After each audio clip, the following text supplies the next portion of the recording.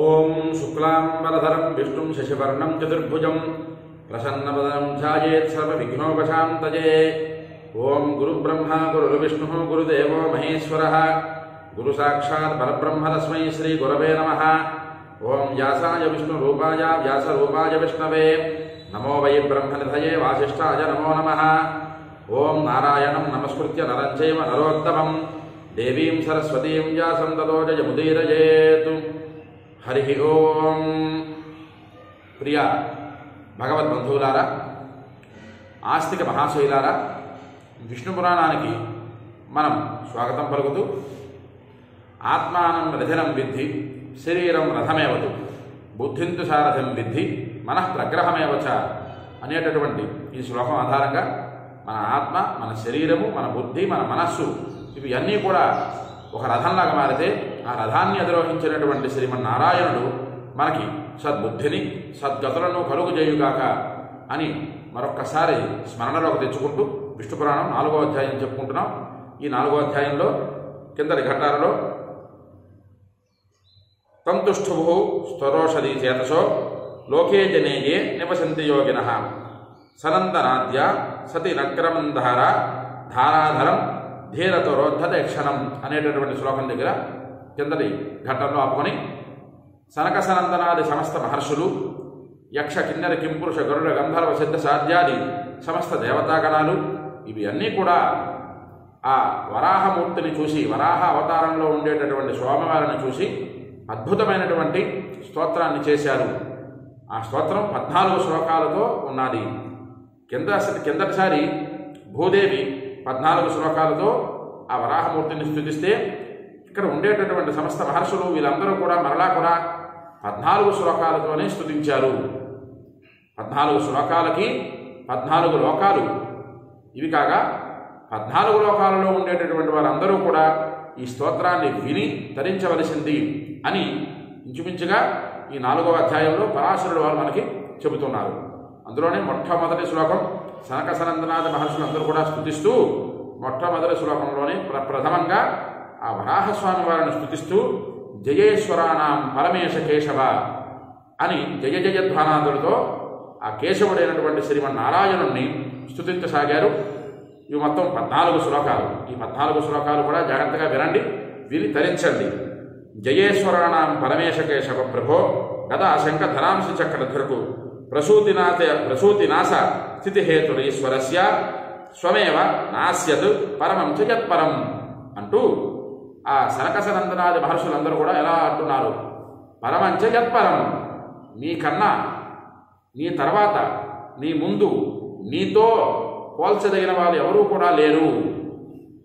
పరమము నువ్వే, పరము నీవే అని ఈ సనకస నందనాది మహర్షులందరూ కూడా స్తోత్రం చేస్తూ కేశవ నీకు జయము కలుగుగాక, పరమేశ్వర నీకు జయము కలుగుగాక, ఈశ్వర నీకు జయము కలుగుగాక అని దేవతలందరూ కూడా ఆ వరాహస్వామిని స్తుతిస్తున్నారు. స్తుతిస్తూ ఇక్కడ మరొక శ్లోకం మనం చక్కగా చెప్పుకోవలసినటువంటి ఆ వరాహమూర్తి తాలూకా అవతారం ఎలా ఉన్నది. వరాహం అంటే పల్లి అనేటటువంటి భావం చాలా చులకన భావం చేస్తున్నటువంటి రోజులవి. కానీ అక్కడ యజ్ఞవరాహము అనేటటువంటిది పరాశరుడు వారు చెప్పినటువంటి పదం.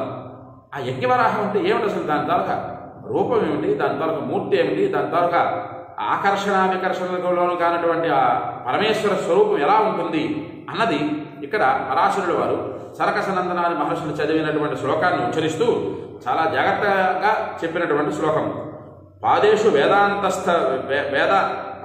వేదాస్తవ యూపదంష్ట్ర దంశే దంతేషు యజ్ఞాస్యత యస్య వక్త్రే హుతాశ జిహ్వాసి తనూరుహాణి దర్భాహ ప్రభో యజ్ఞపుమాం స్వమేవ అనేటటువంటి శ్లోకం. పాదేషు వేదాస్త్వమేవ, పాదాలలో సమస్తమైనటువంటి వేదములన్నీ ఉన్నాయి. యూపదంష్ట్ర దంతేషు, యూపదంష్ట్రములంటే యూపస్తంభాల వంటి పొడుగాటి కోరల కలిగినటువంటి ఓ వరాహస్వామి, ఆ దంతాలలో యజ్ఞాలు ఉన్నాయి అని ప్రత్యేకంగా చెబుతున్నారు. వరాహస్వామి వారి తాలూకా దంతాలలో యజ్ఞాలు ఉన్నాయి. ఏమిటి ఆ యజ్ఞాలు? అతిరాత్ర ఆప్తోర్య శాంతపన వాజపేయాది సమస్త యజ్ఞాలు కూడా ఆ వరాహస్వామి తాలూకా యూపస్తంభాలు అంటే కోరలలో కనిపిస్తున్నాయి అంటూ వక్త్రంలో చితములు ఉన్నాయి. చితములు అంటే ప్రత్యేకంగా చెప్పుకోవాల్సినటువంటిది ఏంటంటే యజ్ఞ వేదికలు. ఆ యజ్ఞ వేదికలు మన నేత్రాలతో మాంస నేత్రాదులతో చూసి ఆ యజ్ఞ హోమగుండంలో ఆ యజ్ఞగుండంలో కనిపించేటటువంటి యజ్ఞ అగ్నిహోత్రుని చూసి మనం తరించాలి అంటూ ఆ వరాహస్వామి వారి తాలూకా చితములో అంటే ఆ వరాహస్వామి తాలూకా వక్త్రంలో, వక్త్రము అంటే మనం చెప్పుకోదగ్గది శరీరము అనేటటువంటిది ఇక్కడ ఒక అర్థం వస్తుంది. అతని శరీరంలోనే సమస్తమైనటువంటి యజ్ఞ వేదికలు ఉన్నాయి అంటూ ఆ వరాహస్వామి వారి తాలూకా జిహ్వాసి తనూరుహాని అనేటటువంటిది ఒక పదం వాడారు ఇక్కడ.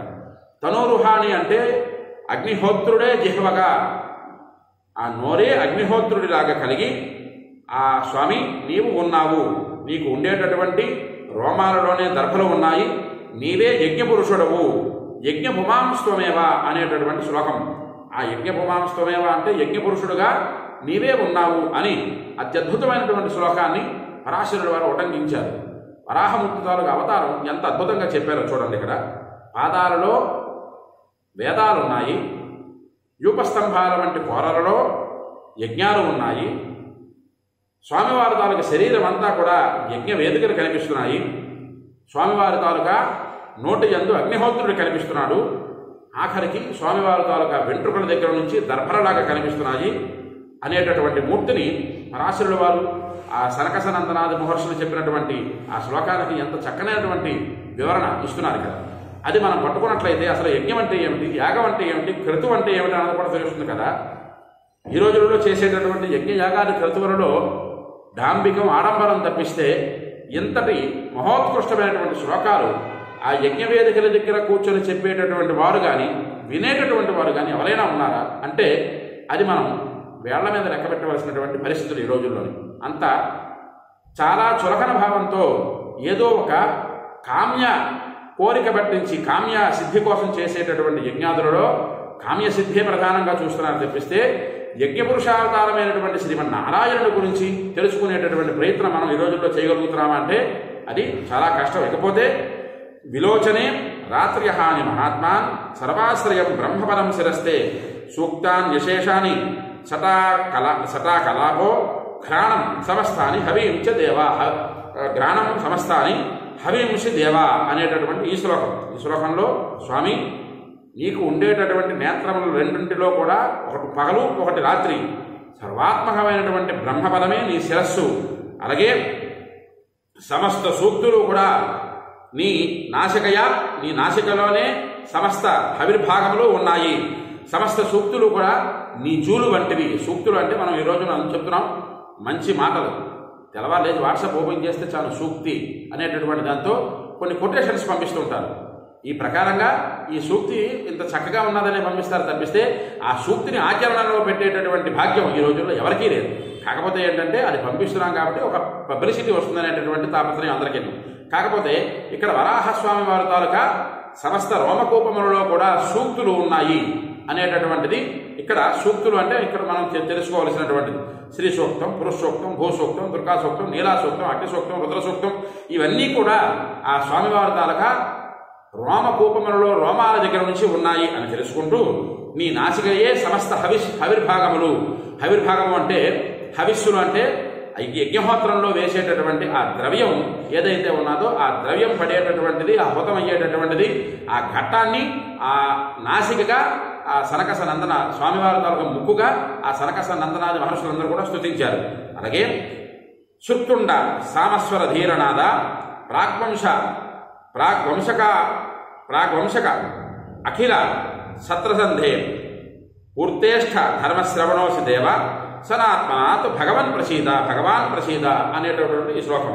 ఈ శ్లోకంలో శృక్కుశ్రువాలు అనేటటువంటివి హోమానికి ఎంత ముఖ్యమో స్వామివారి దగ్గర ఆ శృక్కుశ్రువాలలోనే వరాహమూర్తి కనిపిస్తున్నారు అనేటటువంటిది ఇక్కడ ప్రత్యక్షంగా సనకసనందనాది మహర్షులు చెప్పినటువంటి శ్లోకం. మొట్టమొదట పాదం శృక్తుండ సామస్వర ధీరనాథ అనేటటువంటిది. శృక్కుశ్రవంలోనే ఆ వరాహమూర్తి తాలూక మొహం కనిపిస్తున్నది. రెండోది సామస్వర ధీరనాథ అనేటటువంటి ఈ శ్లోకం.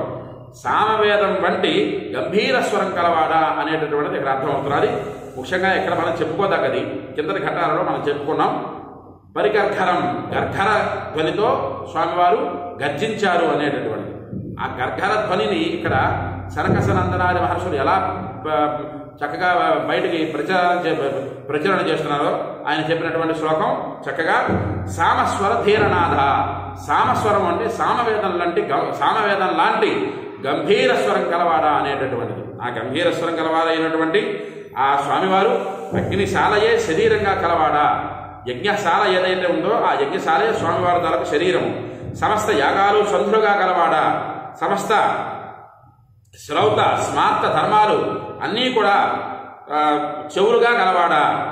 దేవా నిత్యస్వరూప భగవంతుడా నీవు ప్రసన్నుడు గమ్ము అంటూ మరలా చెబుతున్నారు. పదక్రమాక్రాంస్తభం భువం భువంత మాదిస్థితం చాక్షర విశ్వమూర్తే విశ్వస్య విద్మః పరమేశ్వరోసి ప్రసీదనాథో అసి చరాచరస్య అనేటటువంటి ఈ శ్లోకం. వేదంలోని పదరూప క్రమాలతో భూమిని ఆక్రమించి ఉన్న నీవు విశ్వానికి ఆది కారణంగా తెలుసుకున్నాము. ఇక్కడ మనం జాగ్రత్తగా మరొకసారి మనం పట్టుకునే ప్రయత్నం చేద్దాం. పదక్రమాంతాస్తవం భువం భవంత మాది స్థితం చాక్షర విశ్వమూర్తే. అక్షర విశ్వమూర్తే అనేటటువంటిది ఇక్కడ ఆ సనకసనందనాది మహర్షులందరూ కూడా చెబుతున్నారు. అక్షర విశ్వమూర్తి అంటే అర్థం ఏమిటి? మనం తెల్లవారు లేస్తే మనం మాట్లాడేటటువంటి ప్రతి ఒక్క మాట అపభ్రంశంగా వస్తున్నారు. అది భగవంతుడు సహించడు. ఇది ముఖ్యంగా గుర్తుపెట్టుకోండి. ఎందుకంటే జిహ్వాగ్రే వర్ధతే లక్ష్మి, జిహ్వాగ్రే మిత్రబాంధవా. లక్ష్మీ కటాక్షం కావాలి అంటే నోరు అదుపులో ఉంచాలి.